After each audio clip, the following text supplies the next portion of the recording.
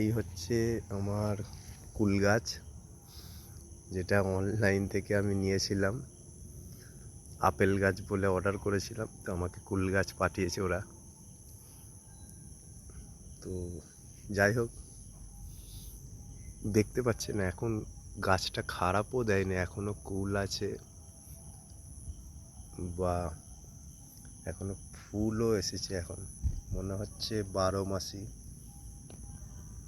দেখতে পাচ্ছেন ফুল আছে।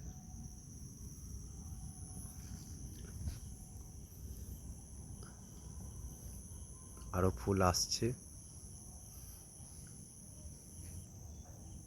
একদম ঠকে যায়নি, ভালো গাছই দিয়েছে, কুল গাছের জাতটা ভালো। এই হচ্ছে আমার এলাচ গাছ।